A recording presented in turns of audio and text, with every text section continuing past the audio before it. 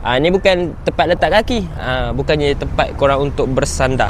Okay, so guys, hari ni kita ada sebiji Harley Davidson Straight Glide. Kalau korang boleh nampak, dia hitam dengan fully chrome lah. Memang lawa lah dari segi part engine dia ni. Memang nampak betul-betul solid dan chrome. Okay. Ini dia bagi juga dengan engine guard ni. Kalau korang tak tahu apa itu engine guard, ini adalah engine guard. Ni bukan tempat letak kaki, bukannya tempat korang untuk bersandar.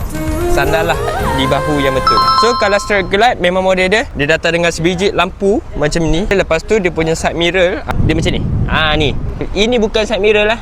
Ini bukan side mirror. Ini adalah speaker. So korang boleh bawa sambil mendengarkan lagu Oh Ho Ho Balik Kampung. So ini adalah dia punya meter adik-beradik. Bukan sekat kereta je ada, tapi ini pun ada meter adik-beradik. Lepas tu dapat juga dengan digital punya screen. Ada juga dapat dengan sideboard kiri dan kanan.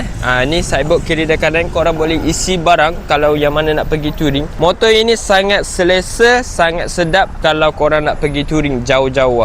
Kalau korang nak pergi rumah jiran sebelah, memang habislah. Jauh ada, balik tu kena urut. So sesiapa berminat untuk dapatkan Harley Davidson Straight Glide ini, bolehlah datang di Motorcycle Sales Center di Petaling Jaya. Okey, jumpa lagi. Bye.